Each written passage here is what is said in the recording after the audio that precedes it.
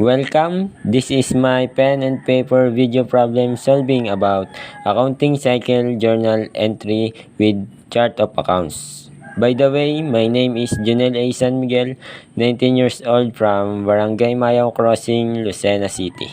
At naniniwala sa law of attraction na balang araw ay magiging CPA din ako. So, let's start. Again, ang topic po natin ngayon ay accounting cycle journal entry with chart of accounts. So, bago natin basahin ang problem ay ipapakita ko po muna sa inyo yung tinatawag na chart of account. So, this is a chart of account na kung ano ang nakalagay dito ay yun din lang ang dapat mong ilagay sa pag-journal mo. At hindi mo kailangang mag-imbento ng kung ano-ano. So, hindi ko na rin to ipapakita. So, let's assume na lang na ay familiar tayo din eh. So, let's start.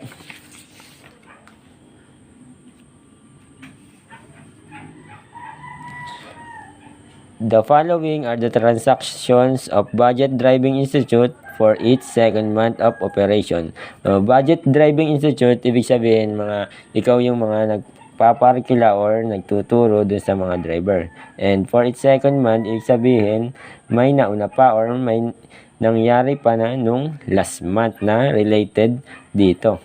So, ipapakita ko rin naman sa inyo yung mga transaction na yun nung first month of operation. At ito nga po yun.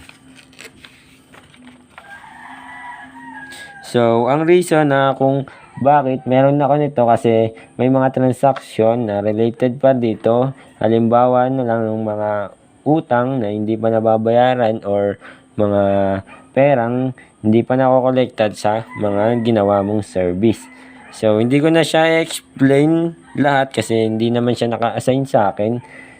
So, itong next month na lang ang ipapakita ko. So, let's start.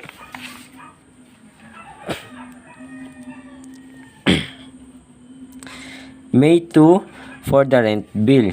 So, bago natin siya ilagay sa journal sheet ay gagawin muna natin yung tinatawag na financial statement worksheet para malaman natin kung ano yung effect nito sa asset, liability, and equity.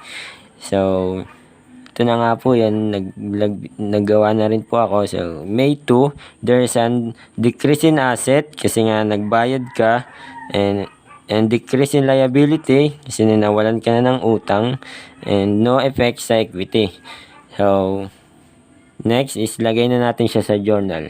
So, unang journal pa lang, kailangan ilagay natin yung year 2020 May 2. So, debit, rent payable. Kasi nagbayad ka na. Ang tanong, how much? So, sabi ko nga, kaya meron tayo nung first month of operation para dito. Para malaman natin yung mga transaction na related pa. So, dito, titingnan natin ulit kung magkano yung rent na babayaran. So, ito po yan yung 26. Owner of the building sent a bill for office rent due 7,500. 7,500 daw yung babayaran mo para doon sa rent. So, for the rent payable, 7,500 debit. For the credit, cash. Kasi nga nagbayad ka na for 7,500. Explanation, payment for the rent bill and hashtag. So, bago natin siya pagkatapos i-journal, so kailangan din natin siyang basahin. So, on May 2, 2020, there's a decrease in liability, particularly rent payable. So, debit rent payable for 7,500, and there is corresponding decrease in asset, particularly cash. So, credit cash for 7,500. Explanation, payment for the rent bill. And next, receive a bill from Cipra Motors for 3,500. Repair work done of the car. So, naka-receive ka daw ng bill. So, meron kang utang. So, for the worksheet, no effect sa asset, increase in liability kasi nga nagkaroon ka ng utang, and decrease in equity kasi nawalan ka ng and for the journal, debit, repair expense kasi tapos na yung serbisyo, repair expense for 3,500.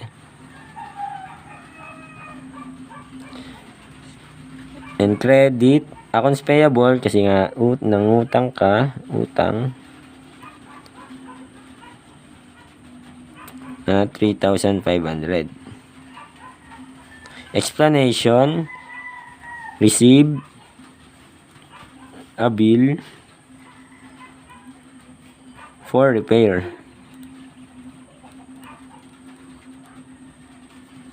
And hashtag. And next,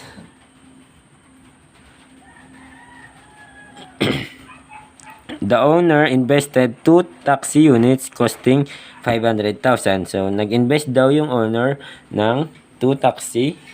So, for the worksheet, increase in asset kasi nga nagdadagdagan yung cars, and no effect sa liability, and increase also sa equity kasi nagdagdagan yung capital kasi nag-invest ka. So, for the journal, so May 4,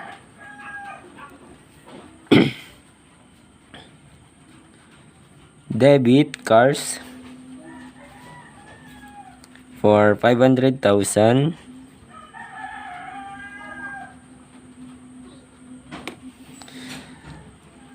Credit, Rosales Capital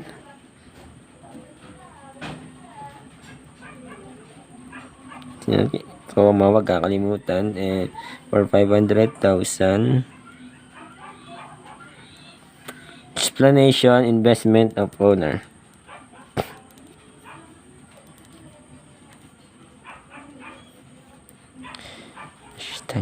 So, okay, basahin na ulit natin. On May 4, 2020, there is an increase in asset, particularly cars. So, debit cars for 500,000, and there is corresponding increase in equity, particularly Rosales Capital. So, credit Rosales Capital for 500,000. Next. And 5. Paid for insurance for 1,500 and for tax and licenses for 2,500. So, in the worksheet, decrease in asset kasi nga nagbayad ka, no effect sa liability kasi hindi naman nangutang. So, sa equity, decrease also kasi nabawasan yung So, in journal, so 5, May 5, debit, insurance expense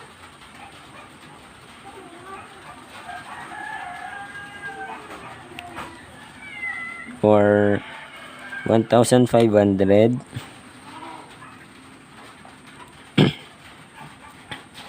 And also taxes and licenses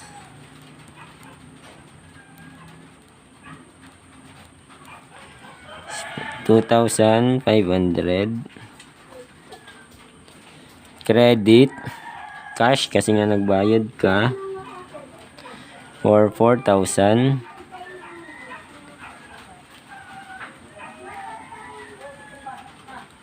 Explanation, payment for insurance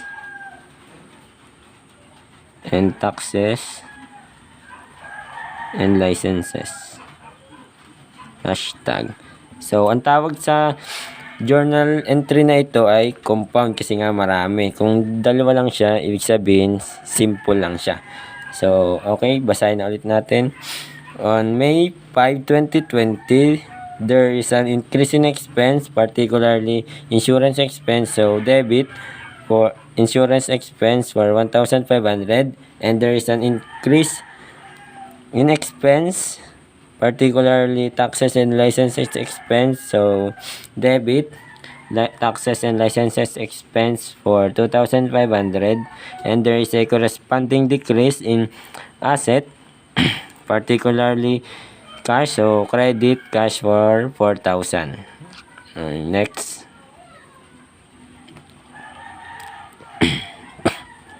6. Hired 2 drivers for the taxi units. So, hindi natin siya re-record kasi nag-hard pa lang naman. So, wala pang service na nangyayari and no money na involved. So, skip na natin siya. 7. Total revenues collected 8,100, of which 3,600 came from the boundary fees of the taxi unit. So, yung nakakolekta ka daw, yung total collected of revenues mo daw ay 8,100 at yung 3,600 ay galing sa boundary fees. So, for the worksheet, 7, increase in asset kasi nga nakakolekta ka ng cash. So, no effects sa liability. And increase in equity kasi nagdagdagan yung pera mo. So, for the journal, May 7,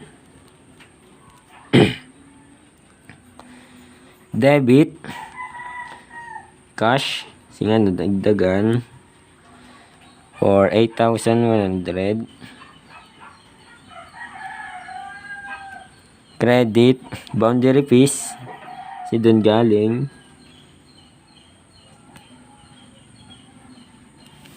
Their fees na 3,600. Oh, hindi siya dyan. And the driving fees, yung balance yung natira. So, how much? 4,500. So, balance na siya. So, explanation, collection of total revenue. Collection of total revenue. So, another confirmed transaction ulit ito. So, basahin ulit natin.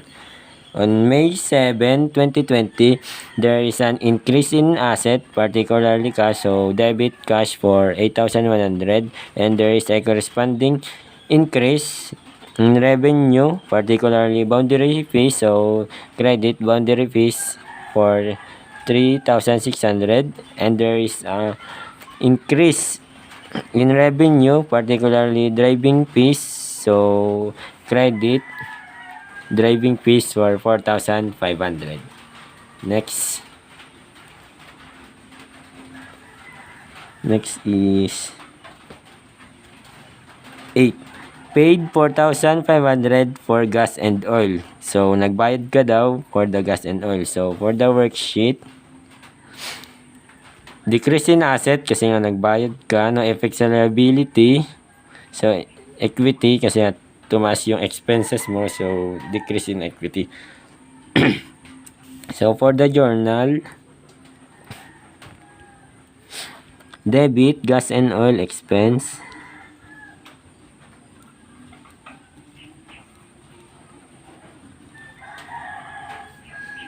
for 4,500. Credit cash kasi nga nagbayad ka for 4,500. Explanation payment for gas and oil.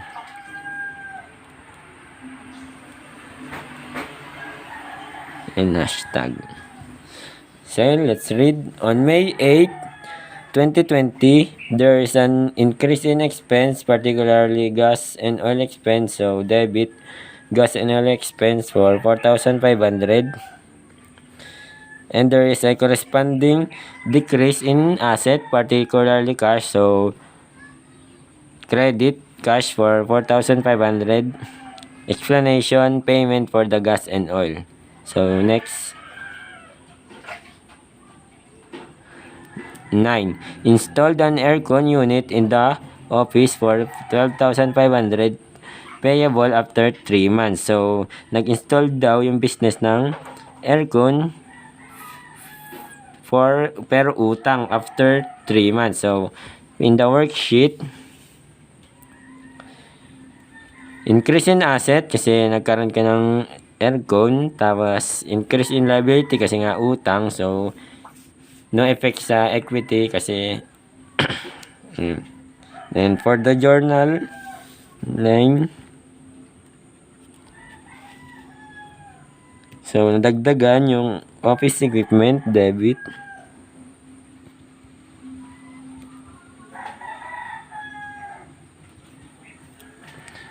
amounting 12,500. And yung the credit accounts payable kasi nga utang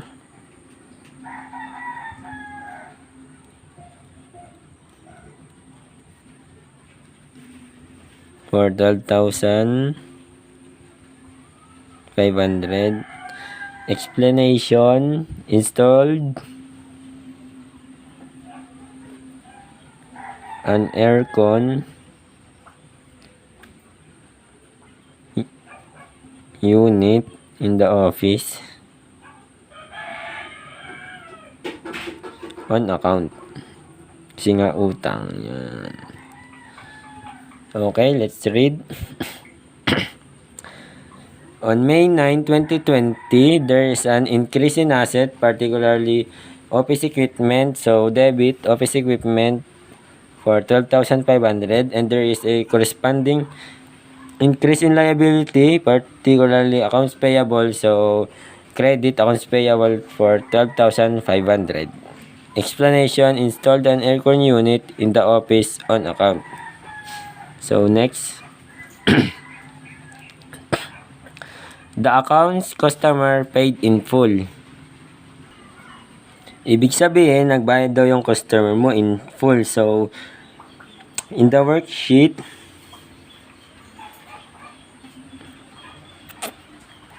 increase in asset kasi nga nagkaroon ka ng cash kasi nagbayad yung customer mo. So, and also decrease in asset kasi nabawasan na yung accounts receivable mo kasi wala ka ng mga receivable. So, no effect sa liability and no effect sa equity. For the journal, May 12, dagdagan yung cash. For how much? So, gaya nga ulit, connected pa rin to dun sa first month of operation. So, babalikan siya ulit natin. So, last month of 14 of April, another 2 student drivers were billed for 4,000 but only one paid in cash. So, kalahati lang daw yung nagbayad. So, we have a receivable pa rin dito na 2,000. So, and another, 20 driving fees of 7,000 were billed to various clients but only 50% was collected. So, meron pa rin na hindi nako-collecta dito na 50% and amounting 3,500. So, 2,000 plus 3,500 is equal to 5,500. So, total of na kolekta is 5,500. So, debit accounts receivable. Kasi nga, nagbayad na yung mga customer. So, receivable. 5,500. Explanation: the account customer paid in full.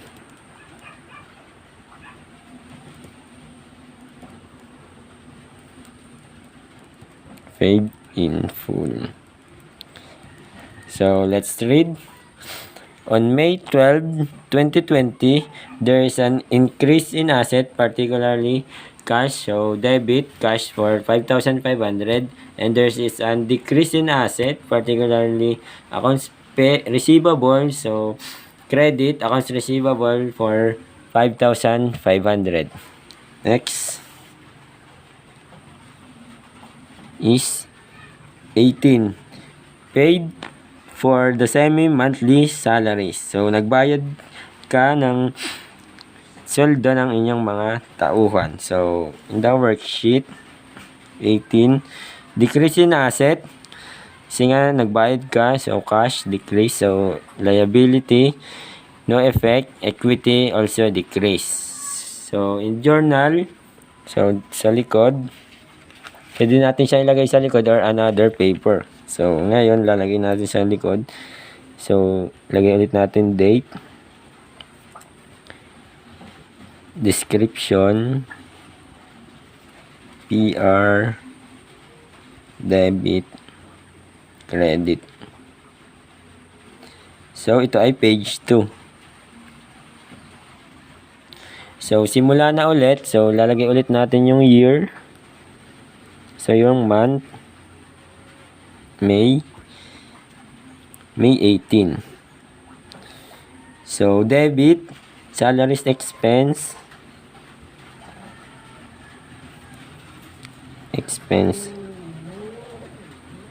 So, how much peso? Babalikan ulit natin yung first month transaction.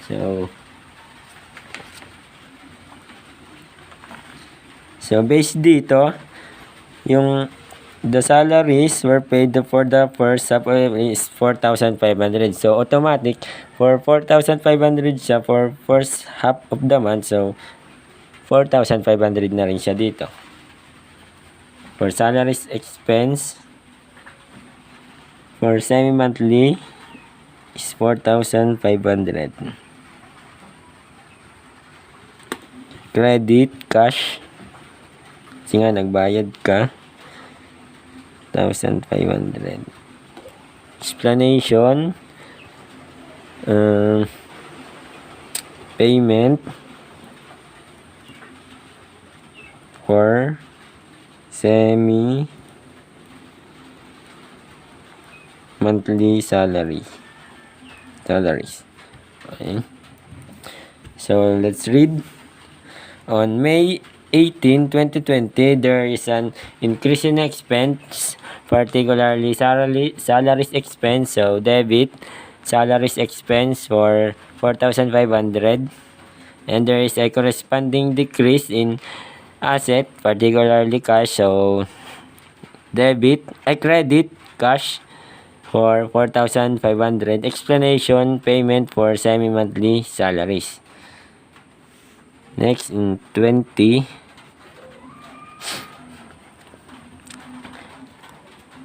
a summary of revenue show a total of 7,500 for driving lessons, but 1,000 is still uncollected. So, the summary daw ng revenue ay 7,500 but meron 1,000 hindi pa nakokolekta. So, in worksheet, increase in asset kasi nga show at nakakolekta ng cash. So also no effect sa liability and increase in equity. For the journal,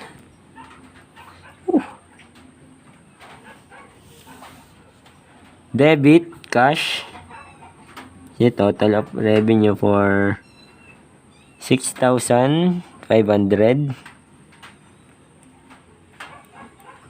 Kasi nga yung 1,000 ay hindi pa nakokolekta. And accounts receivable,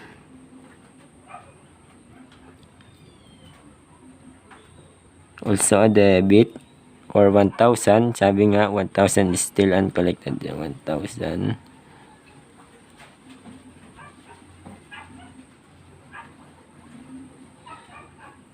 And credit for driving fees revenue.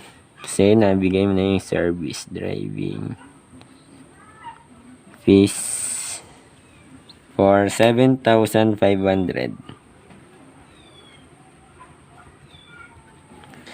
Explanation, driving lesson still uncollected, or driving lessons still uncollected. Or summary of revenues. Okay, next. 21. Paid Cipra Motors in full of account. So, nagbayad daw dun sa Cipra Motors in full of account. So, in Cipra Motors ay yun nung May 3. Yung naka-receive ka ng bill. So, binayaran mo na. So, the worksheet, decrease in asset, kasi nga nagbayad ka ng cash. So, also decrease in liability kasi binayaran mo na. So, wala ka ng utang dun sa Cipra Motors and no effect sa equity. So, in a journal, May 21, debit, accounts payable, kasi nga bayad na. So, wala ka ng utang. Amounting 3,500 kasi 3,500 and credit cash kasi nagbayad ka 3,500. Explanation, payment of for Cipra Motors. Payment for Cipra Motors in full.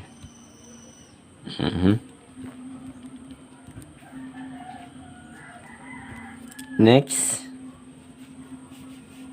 28.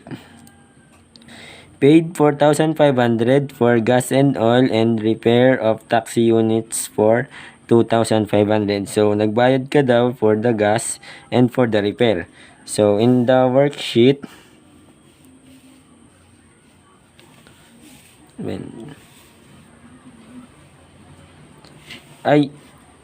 nung 27 muna pala.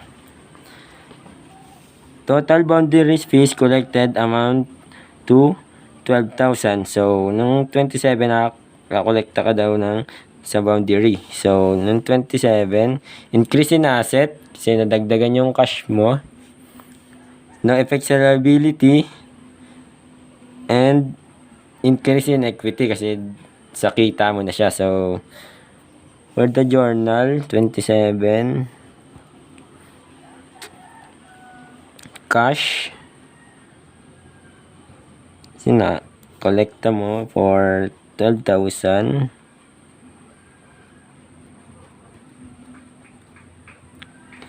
Credit, boundary fees,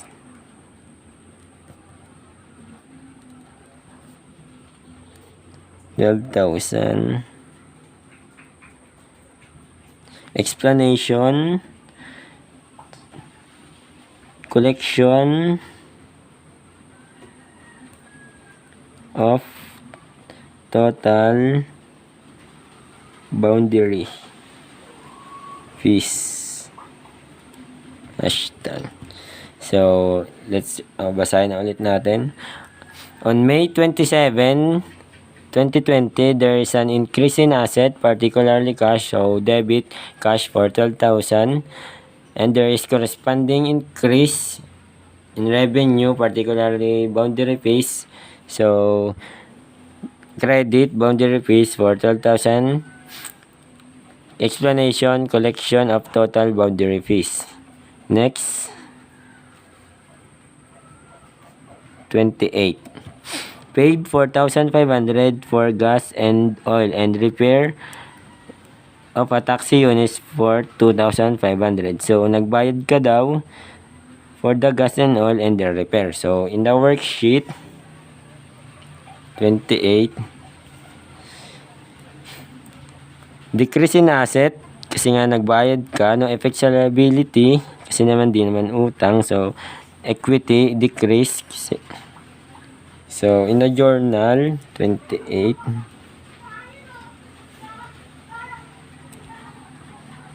debit, gas, and oil, expense, for 4,500,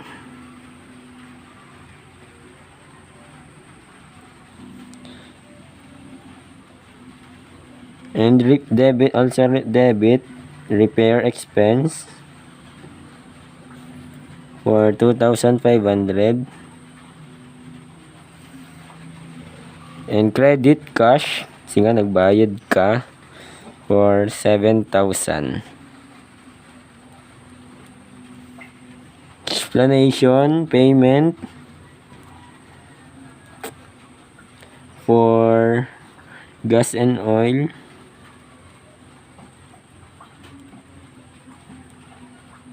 and repair. Next, last, paid for rental and salaries.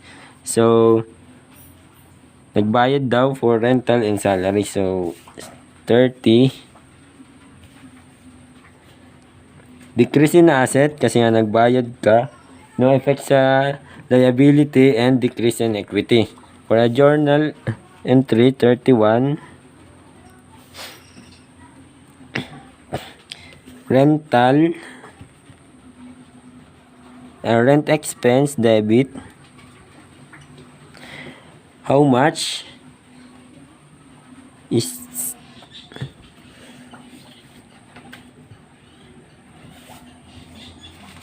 amounting 7,500 kasi nga nung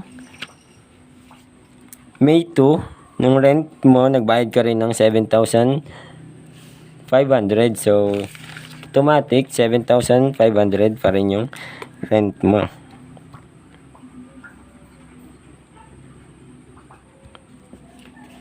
So the salaries expense, debit.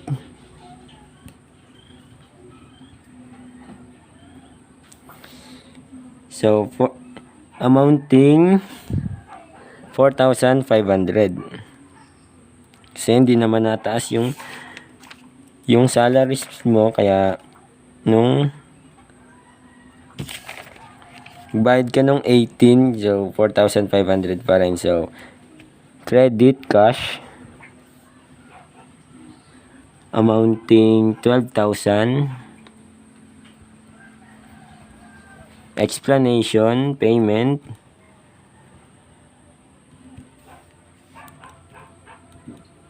for rental and salaries. So let's read.